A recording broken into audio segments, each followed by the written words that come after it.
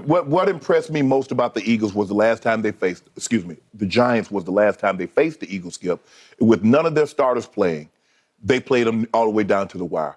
And with Eagles having everything on the line, they really could get no separation. I think it was 22-16 ball game. Yep. They ended up winning that game and winning the division and having the number 1 seed. But the Eagles' defense over the last month and a half of the season, Skip, I haven't been impressed with it. I haven't been impressed with their special teams all season long. And I think those are some of the things the Giants can exploit. But I just think the Eagles are a better football team. And at the end of the day, I think Daniel Jones comes back down a little bit. I think he's going to play well. The Eagles, one thing they need to do, Skip, they need to count for that man's legs now.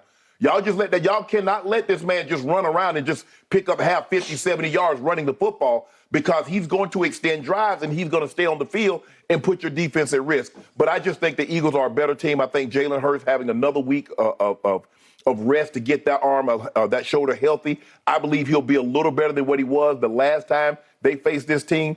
And I got them winning a very, very close ball game. I'm going to say they win 27-23. I do remember what he did to the Giants in MetLife Stadium, but I also watched the Giants with my own eyes last week, what they did to Minnesota.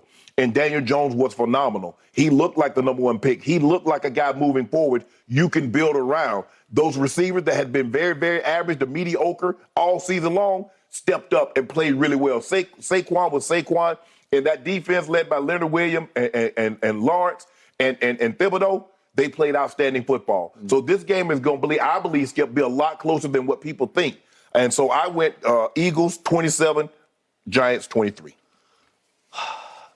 I like your score, but I'm going to reverse it. I got 27-24 visiting team. I'm on the Giants bandwagon. You know how much I love me some Jalen Hurts, but I do not love what happened to Jalen Hurts down the stretch. Mm-hmm. I believe if he had not gotten hurt, he would have won the MVP. At least he should have won the MVP if he hadn't gotten hurt. And it would have gone right to the wire. And I believe that you can't do it with stats, but just in overall impact on that franchise and that team this year, he was it to me. Mm-hmm. And now he's not it, because he's lost his way a little bit, because it sounds like the shoulder is still banged up. So he lost his rhythm. He lost his momentum. Yeah. He lost a little bit of swag. He doesn't look quite the same. They don't look the same, because the defense actually got exposed by my Dallas Cowboys. Mm-hmm. 40 points that we scored on them. We got some short fields thanks to 4 turnovers that they basically gave to us, but 4. But still, you gave up 4 deep points, 40 points. Yeah. They are vulnerable. They've had some key injuries. I don't know if Lane Johnson, I guess he's going to try to go, but I don't know how well he could play, because as you keep pointing out, that's a tough one, man. That's hard to fight through. And he's key to the protection here. And I just don't know if look, it's the oldest bromide or cliche in sports. It's not who you play, but when you play them. Correct. Grammatically, it would be whom, but I don't like that word. It just sounds like you're being holier than thou to use that word. Yeah. I don't like it. But not who you play, but when you play them. You're playing the Giants at the wrong time for you and because of them. Right. Because I'm not saying they're on fire, but Daniel Jones has shown you his maximum sort of peak ability. Yes. He's at the end of year 4. It took a while, but the little light bulb in the back of his psyche, it also went off. Right. Went on, I should say. But against the Colts, albeit against the Colts, he had a QBR of 97 like Dax on Monday night. Again, it's the Colts, but I'm just saying they needed this. Right. He needed this because... I think that was on the road too, wasn't it? You know, I think it was at the Colts. Was it? Yeah, I think it was. Okay, but the key is what you brought up. He ran 11 times for 91 yards. What? Yeah. I mean, that's like a running back. You know, okay. And he scored 2 touchdowns running along with 2 throwing.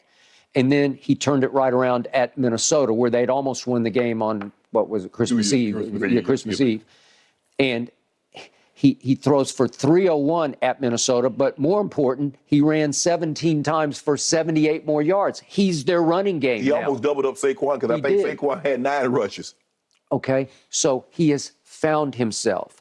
He's got a legitimate head coach who is a quarterback whisperer who has made him feel comfortable being him. What can you do the best? Well, I can run with it pretty Right. well. Okay. You're 6'5", 230-ish, I guess. Well, we'll add some of those. Okay. We'll add some of those to the game plan. Then. Okay. Well, maybe we'll do that. Yeah. And maybe I'll encourage you. Maybe I'll pat you on the back and say, you know what?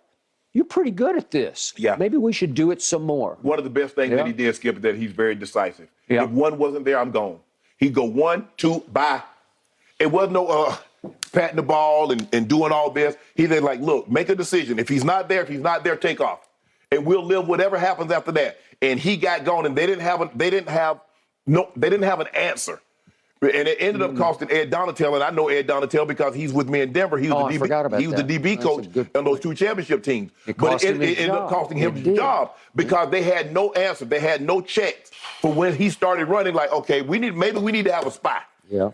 to keep this guy from getting 10, 11 yards every time he takes off with the ball. But I've been very impressed. Now, Dexter Lawrence has been unbelievable. He's an all-pro. But he is going against one or two best centers in all of football. That's Kelsey. That offensive line is really good. Now, Lane Johnson being out, Skip, if you look at this, they started the tail back once he got injured. And he got injured in the Cowboys game. He did. And they haven't looked the same offensively. They can't run it with the same conviction, No. and they definitely don't protect with the same conviction. So that's something that bears playing out. And I can see Thibodeau lining up on that side and trying to put pressure on the backup tackle if Lane Johnson can't go. But if Lane Johnson can go, how long can he go, Skip? Because like you said, if he got to tear in that abdominal, it's just the wrong move one way or another. And guess what? He coming up out of there. I don't know. So at the end of year 4, Daniel Jones is all of 25 years of age. So he's still, I mean, it's like he hadn't even entered his prime yet in years. Right. So here he comes, and there they go, because they have Saquon. But to your point, Saquon's a home run hitter, but I never loved him between the tackles. And I don't know why, because he's got the stature and he's got the thigh power to obviously bang it up inside, but he's not great at that. But if you let him loose, there's once or twice a game he can hit home runs on you. So what they've started doing is do a little more read option with the 2 of them because one or the other can gash you. Yes. And if they make you make a choice and you leave one of them free off the edge. You see, they made the pitch, Skip, because they want to get him in space. Yeah. Hey, let's get him, let him get ahead of steam, and let him pick a crease. Because, like you said, he can easily hit his head on the goalpost from anywhere. He has elite speed. I mean, you look at a back like that, you look at him, Skip, he hits this hole, bounces to the outside, and look at this. Okay. Yeah. Deuces. And that was a power run. Skip, that's a defensive tackle that got him and tried to hold him out of the end zone. You're like, you can't do that. No, he just said you can't keep. I'm not going to be denied that this is. I mean, I don't know if you've seen some of his, when he was in college, Skip, he power clean, 405. No, I got it. So he's probably at least a 600-pound squatter. Remember, we had him on, and he grew up boxing, and he's tough. His uncle's outran Broccoli. I know, I got it. I got it.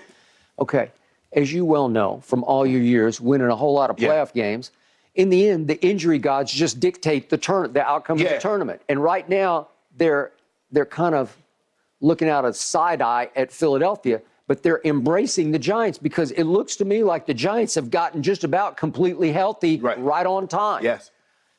They've played this team again and again. They know this team. They're division rivals. They know each other. They're not afraid of this team, and they're not afraid of that stadium. They know it. It's not like, oh, we don't know what's going to hit us between the eyes. They know exactly what's coming. Right. And I don't think they'll be in awe. I don't think they'll be overwhelmed. However well they can play, they will hit their max because Brian Daboll's changed their life because they believe in him.